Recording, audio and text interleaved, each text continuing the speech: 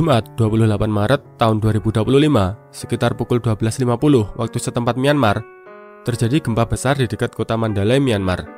Gempa dahsyat yang mengguncang Myanmar tersebut berkekuatan magnitudo 7,7 dan terjadi pada kedalaman 10 km atau termasuk gempa dangkal. Pasca gempa utama tersebut, masih terjadi gempa susulan yang terjadi sebanyak lebih dari 77 kali. Bahkan gempa susulan terkuat memiliki kekuatan magnitudo sebesar 6,7 yang terjadi 12 menit setelah gempa yang utama. Gempa tersebut menyebabkan tanah berguncang sangat dahsyat, terutama di sekitar epicentrum gempa. Bahkan berdasarkan data dari USGS, intensitas guncangan akibat gempa tersebut mencapai skala 9 mmi atau kategori hebat. Bisa dilihat dari banyaknya video yang beredar di media sosial yang menunjukkan banyaknya bangunan yang terguncang dan hancur akibat gempa tersebut. Bahkan ada gedung dengan puluhan lantai yang sedang dibangun, tiba-tiba rubuh akibat terkena guncangan gempa.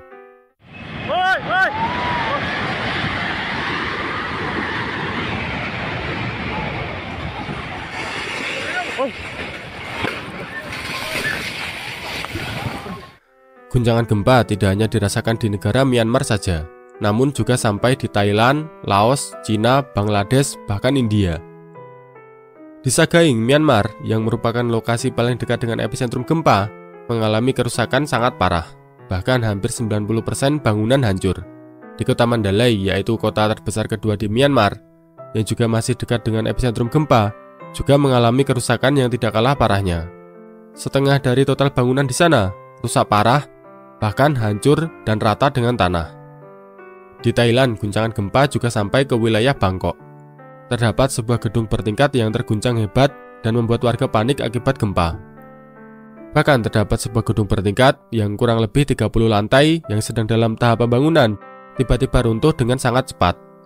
Dilaporkan sekitar 29 orang tewas dan sekitar 79 orang hilang terjebak di dalam reruntuhan gedung yang runtuh akibat gempa. Di Thailand, setidaknya 36 orang tewas, 78 orang hilang, dan 32 orang lainnya terluka akibat dampak gempa. Kesemuanya berasal dari kota Bangkok.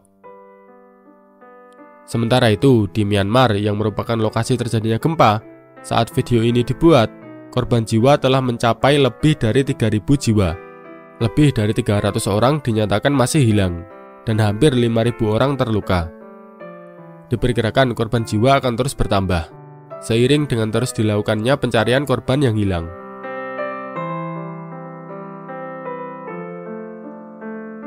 Lalu sebenarnya apa sih yang menjadi pemicu dari gempa Myanmar yang telah memakan ribuan korban jiwa? Gempa yang terjadi di Myanmar pada akhir tahun 2025 kemarin disebabkan oleh adanya deformasi dari sesar Sagaing. Sesar Sagaing merupakan sesar yang cukup terkenal dan juga paling berbahaya di Myanmar. Apalagi jalur sesar ini memiliki panjang total sekitar 1.400 km. Sesar Sagaing benar-benar seperti membelah negara Myanmar dari ujung utara sampai selatan di Laut Andaman. Sesar Sagaing terbagi menjadi 11 segmen besar, yaitu segmen Bago, Piu, Nai Pi Tau, dan Meiktila di bagian selatan, serta segmen Tauma, Ban Muak, Indau, Maulu, Saduzub, Kamaing, dan Mogang di bagian utara. Sesar tersebut melintasi beberapa kota besar di Myanmar antara lain kota Yangon, Nai Pi Tau, Meiktila, Mandalay, dan Myit Kiana. Gempa yang terjadi akhir Maret kemarin terjadi di sekitar segmen Sagaing dan segmen Meiktila. Gempa tersebut bukanlah gempa besar dan mematikan yang pertama kali terjadi di Myanmar akibat dari deformasi sesar Sagaing.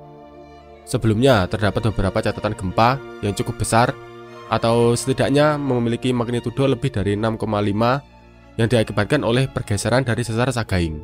Mulai dari gempa dengan kekuatan magnitudo 7,7 pada Mei tahun 1930 di segmen Bago. Kemudian disusul gempa sebesar 7,5 magnitudo pada segmen Piu pada bulan Desember di tahun yang sama. 1 tahun sebelumnya juga terjadi gempa di segmen Nai Pi Tau dengan magnitudo 6,6. Kemudian di segmen Meiktila juga terjadi gempa terbesar dengan magnitudo diperkirakan mencapai 7,9 sampai 8,3 yang terjadi pada Maret 1839. Di segmen Mauk, gempa terbesar 7,1 magnitudo pernah terjadi pada September 1946. Dan pada segmen Kamaling, gempa sebesar 7,6 magnitudo pernah terjadi pada Januari 1931. Di segmen Sagaing sendiri, sebelum terjadinya gempa pada Maret 2025 kemarin, pernah terjadi 3 gempa yang cukup besar setidaknya dalam jangka waktu 100 tahun terakhir, yaitu gempa pada September 1946 dengan magnitudo 7,7, kemudian pada Juli 1956 dengan magnitudo 6,8, dan pada November tahun 2012 kemarin dengan magnitudo sebesar 6,9. Sesar Sagaing sendiri merupakan tipe sesar geser atau strike slip fault dengan orientasi pergerakan dekstral atau lateral kanan.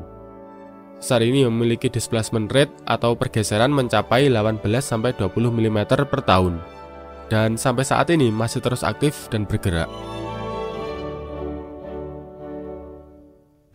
Yang menjadi pertanyaan, kenapa gempa di Myanmar memiliki dampak kerusakan yang sangat-sangat besar serta area yang terdampak juga sangat-sangat luas. Sesar Sagaing bukan hanya sekedar sesar geser mendatar yang biasa saja, namun kondisinya juga lebih kompleks. Banyak ahli yang mengatakan bahwa sesar Sagaing berada di batas konvergen atau batas tumbukan lempeng antara lempeng India dan juga lempeng Eurasia atau Sunda. Dan hal inilah yang menjadikan sesar Sagaing memiliki kondisi khusus, yaitu yang disebut sebagai sesar transform atau transform fault. Dalam paper yang ditulis oleh Hiroki Susumi yang diterbitkan di Bulletin of the Seismological Society of America, dijelaskan bahwa pergeseran antara lempeng India dan lempeng Eurasia atau Sunda sebesar 35 mm per tahun dan setengah pergeserannya atau sekitar 18 mm per tahun diakomodasi di sesar Sagaing. Secara tipe pergeseran, sebenarnya antara sesar geser mendatar dan juga sesar transform memiliki karakter yang relatif mirip, yaitu bergeser secara mendatar. Namun karena secara setting struktur dan juga tektonik yang berbeda, sesar transform memiliki dampak kerusakan yang lebih besar seperti yang terjadi di sesar Sagaing di Myanmar. Berdasarkan artikel di Nature, gempa yang terjadi di Myanmar akhir Maret 2025 kemarin diperkirakan sebagai gempa super shear. Gempa super shear memiliki karakter di mana rupture alias retaknya atau pecahnya bidang sesar merambat lebih cepat dibandingkan gelombang seismik atau S-wave. Energi retakan bergerak sangat cepat melalui tanah sehingga memperbesar kerusakan. Frederick Tillman, seorang seismologis dari Jerman, membuat analisis awal terkait mekanisme gempa yang terjadi di Myanmar. Dari hasil analisisnya menyebutkan bahwa dari pusat epicentrum gempa, yaitu di sekitar Sagaing dan Mandalay, rupture atau retakan merambat ke arah utara sepanjang 100 km dalam waktu 30 detik. Sementara dari epicentrum ke arah selatan, retakan merambat mencapai jarak 330 km dalam waktu 80 detik saja. Secara total, rupture dari hasil gempa tersebut mencapai lebih dari 400 km yang berada di sepanjang sesar Sagaing. Perlu diketahui bahwa kecepatan rambatan retakan yang mengarah ke arah selatan mencapai sekitar 5 km per detik, yang artinya lebih cepat dibandingkan rambatan S-wave yang hanya sekitar 3 km per detik saja. Dan hal inilah yang mengakibatkan gempa di Myanmar kemarin memiliki dampak kerusakan yang begitu dahsyat.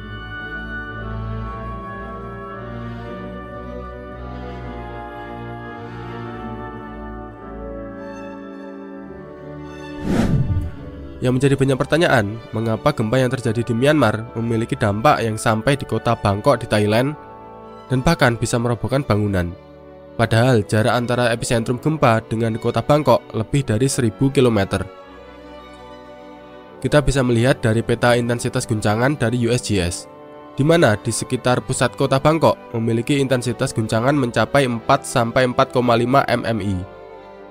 Intensitas guncangan di Bangkok bahkan sama dengan intensitas guncangan yang terjadi di pesisir selatan Myanmar, yang tentu saja jarak dari epicentrum gempa lebih dekat dibandingkan Bangkok. Hal ini pernah dijelaskan oleh Profesor Pennung Wannichai dari Head of Earthquake Disaster Reduction Project in Thailand pada tahun 2020, yang menyatakan bahwa kota Bangkok memiliki resiko besar jika terjadi gempa dengan magnitudo 8 di sesar Sagaing di Myanmar dan gempa dengan magnitudo 8-9 di Laut Andaman. Hal ini dikarenakan bagian permukaan daratan di kota Bangkok dan sekitarnya tersusun oleh endapan aluvial yang berupa liat halus yang disebut sebagai Bangkok Clay. Bahkan endapan tanah liat halus tersebut memiliki ketebalan mencapai sekitar 500-910 meter sebelum mencapai bedrock atau batuan dasar. Nah, endapan sedimen yang berupa tanah liat halus yang belum mengalami kompaksi atau mengeras menjadi batuan di kota Bangkok akan menjadi masalah yang sangat serius ketika terjadi gempa. Endapan sedimen yang masih lunak atau belum terkompaksi akan sangat mudah terguncang ketika terjadi gempa yang cukup besar, seperti yang terjadi di Myanmar kemarin. Di sisi lain, endapan sedimen yang lunak juga lebih lama menyalurkan energi dari gempa karena memiliki elastisitas yang tinggi. Dampaknya, guncangannya bisa lebih lama jika dibandingkan dengan wilayah yang memiliki lapisan geologi yang lebih keras atau yang tersusun oleh batuan yang solid. Dan menurut Profesor Penung, gedung-gedung bertingkat di kota Bangkok memiliki resiko yang paling tinggi jika terjadi guncangan akibat gempa.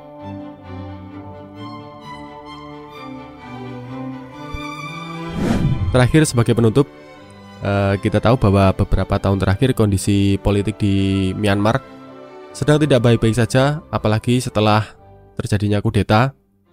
Dan di tahun ini ada bencana besar yang melanda, yaitu gempa.